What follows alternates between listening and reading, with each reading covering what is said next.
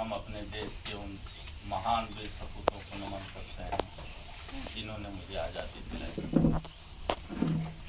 आज बलिदान दिवस भी है। अशफाकुल्लाह खां का आज राम प्रसाद बिस्मिल और ठाकुर रोशन सिंह इस देश की आज़ादी के लिए आज ही के दिन शहीद हुए। आज उस अवसर पे हमारे नेता श्री अखिलेश यादव जी ने समाजवादी जन पंचायत आहूत कर हर गांव के नौनिहालों नौजवानों को यह संदेश देने का काम किया था कि भारत देश में तुम रहते हो, उस देश की आज़ादी के लिए आप जैसे नौनिहालों नौजवानों ने अपनी कुर्बानी दी थी।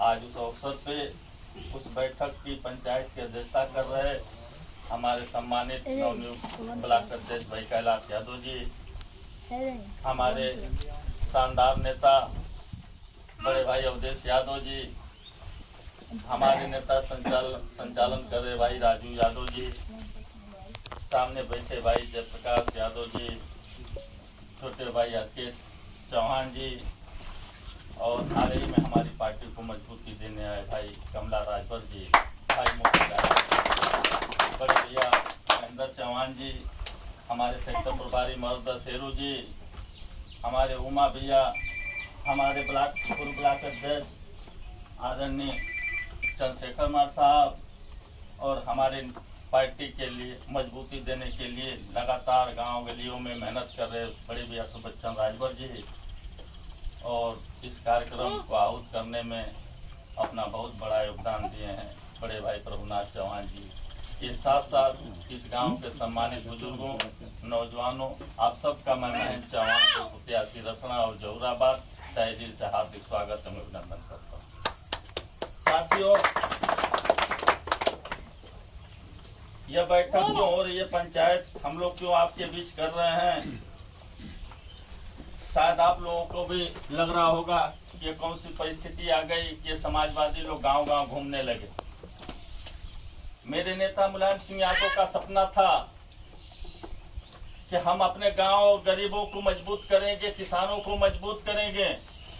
हमारे नेता ने बहुत पहले, जब दादा ओदा रहते हैं, बैरियर हुआ करता था, बैरियर को भी हटवाने का काम हमारे नेता मुलायम सिंह यादव ने किया था, इसलिए कि अपने माल की ढुलाई किसान फ्री में कर सके, सही स्थान पर पहुंचा सके, इसलिए बैरियर को भी खत्म किया था हमारे नेता मुलायम सिंह यादव। हमारे नेता मुलायम सिंह यादव ने गांव में जो नहरें हुआ करती थी, जिसकी लगान लगा करती थी, उस लगान को भी समाप्त करने का काम किया था हमारे नेता मुलायम सिंह यादव ने। हमारे नेता मुलायम सिंह यादव ये जानते थे कि हम गरीब जात जमात के लोग हैं, हमारे बच्चे सरकारी नौकरियों में नहीं जा पाते हैं। हमारे नेता ने अपनी सरकार को दांव पे लगा करके हाई स्कूल और इंटर के नौजवान बच्चों को पास करवा करके पुलिस और सेना में भर्ती कराने का काम किया था हमारे नेता मुलायम सिंह यादव। उन्हीं की तर्ज पे हमारे नेता श्री अखिलेश यादव का सपना रहा कि हम गांव को कैसे मजबूत करेंगे, अपने बेटियों को कैसे मजबूत करेंगे, अपने बेटों को कैसे मजबूत करेंगे। जो मेरे बेटे दूसरे प्रांतों में जाकर के IIT की तैयारी करते थे, उन बच्चों के लिए लखनऊ में IT हब भी देने का काम किया था हमारे नेता श्री अखिलेश यादव। हमारे नेता श्री अखिलेश यादव ने हाई स्कूल इंटर पास हमारे बच्चों को लैपटॉप हमारे माँ बाप नहीं दे पाते थे गरीब, इन बच्चों को देश और दुनिया का ज्ञान कैसे हो, इनके हाथों में लैपटॉप भी देने का काम किया था हमारे नेता श्री अखिलेश यादव। हमारे नेता श्री अखिलेश यादव ने सपना देखा था कि प्रसव पीड़ा से पीड़ित हमारी बहनें, महिलाएं जो साधन के अभाव में दम तोड़ देती हैं, हॉस्पिटलों तक नहीं पहुंच पाती हैं, हमारे नेता ने आपको 102 और 108 की एम्बुलेंस को दिया था। नहीं आपसे 1 रुपया लगता है, कोई आपसे भाड़ा नहीं मांगता 102 का 108 का, हमारे नेता ने दिया था। हमारे नेता का सपना था कि गांव में झगड़ा होता है तो पुलिस समय पे नहीं पहुंच पाती है, इसीलिए उन्होंने जर्मनी की तर्ज पे, जैसे जर्मनी में सुविधा है फॉरेन में, वो सुविधा आपको उत्तर प्रदेश में 100 नंबर की डायल 100 देने का काम। हमारे नेता श्री अखिलेश यादव का सपना था कि हमारे बच्चे कैसे मजबूत हों, हमारा गांव का किसान कैसे मजबूत हो, पूर्वांचल के लोग कैसे मजबूत हों। मेरे नेता का सपना था कि अगर हम समाजवादी पूर्वांचल एक्सप्रेस से जोड़ देंगे पूर्वांचल को तो हमारा पूर्वांचल मजबूत होगा। उनका सपना था कि पूर्वांचल एक्सप्रेसवे के किनारे नई औद्योगिक इकाइयां, फैक्ट्रियां स्थापित करके, मंडियां स्थापित करके हम यहाँ जहूराबाद, रसड़ा, बलिया और पूर्वांचल के जिलों के नौजवानों के हाथों में हम रोजगार देने का काम किया था। उस परिप्रेक्ष्य में समाजवादी पूर्वांचल एक्सप्रेसवे एक जमाना था, मायावती जी की गवर्नमेंट थी, जमुना एक्सप्रेसवे बन रही थी, किसानों पे लाठियां चल रही थी। क्यों? क्योंकि सरकारी इसकी मुआवजा था 7 लाख रुपया और वो सिर्फ 7 लाख दे रहे थे। और मेरी पार्टी ने तय किया कि जो वहाँ का मूल सर्किल रेट होगा उसका 4 गुना हम देंगे। और मेरे नेता ने 4 गुना देने का काम दिया कि नहीं दिया? मैं आपसे पूछना चाहता हूँ कोदई डोरसा सिंगेरा के लोगों, किसने मजबूत किया? आप 3.5 घंटा में, 4 घंटा में लखनऊ की यात्रा करते हैं। ये मेरे नेता का सपना था और सपना आगे आने वाले दिनों में भी पूरा होगा।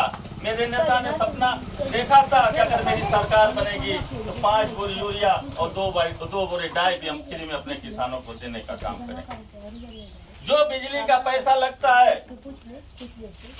जो आप पानी भराते हैं और बिजली का पैसा लेते हैं, यह सरकार जो ले रही है, मेरे नेता का सपना था कि मेरी सरकार बनेगी तो किसानों को फ्री में पानी भी देने का काम।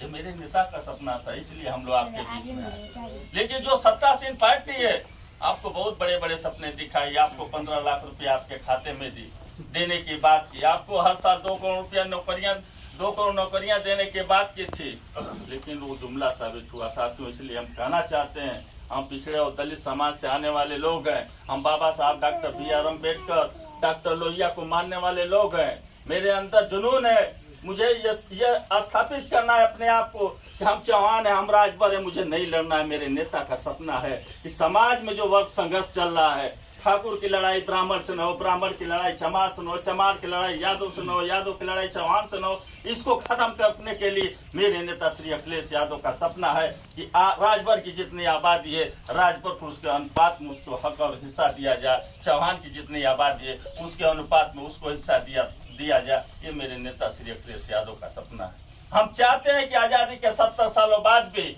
बड़ी मशक्कत के बाद इस देश में और उत्तर प्रदेश में खासकर जो मुझे 27% आरक्षण मिला, आजादी के 70 साल बाद जो लड़ाई लालू प्रसाद यादव आदि, शरद यादव, मुलायम सिंह यादव ने लड़ करके उत्तर प्रदेश में 27% मिलता है, तमिलनाडु में जाएंगे तो 64% मिलता है, बिहार में लड़ाई चल रही है 54% हो जाएगी। लेकिन आपको क्या मिलता है? आप 27 वाले ही आपस में लड़ रहे हो।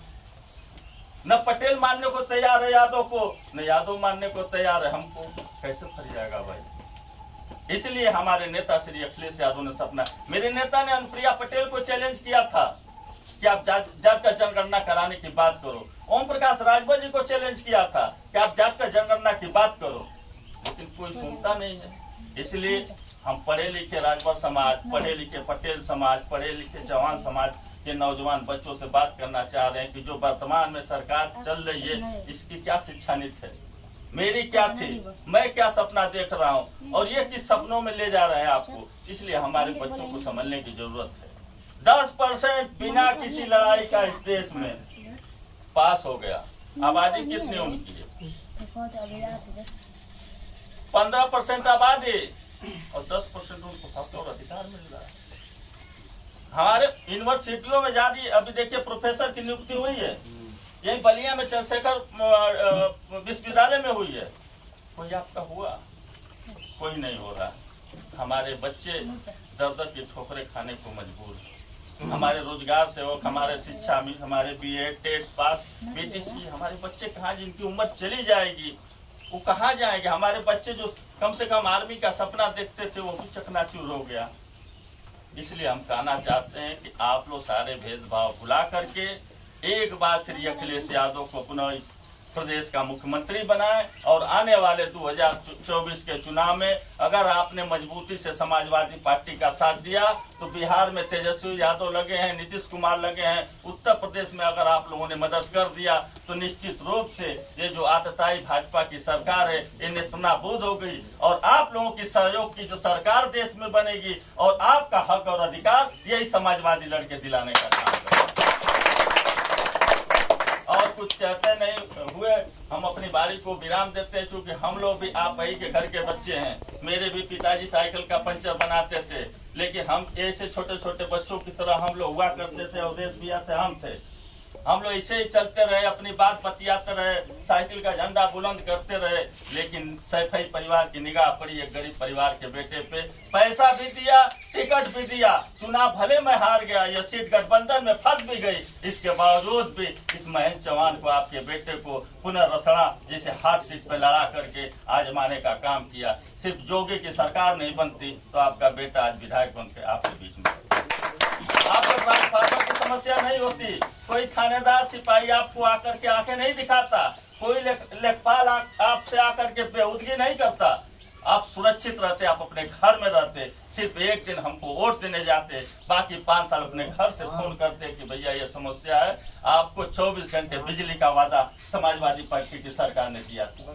शहरों को 24 घंटा था, महानगरों को 22 घंटा था, जिले पे 20 घंटा था, ब्लॉकों को 18 घंटा था। बिजली मिलती थी कि नहीं मिलती थी?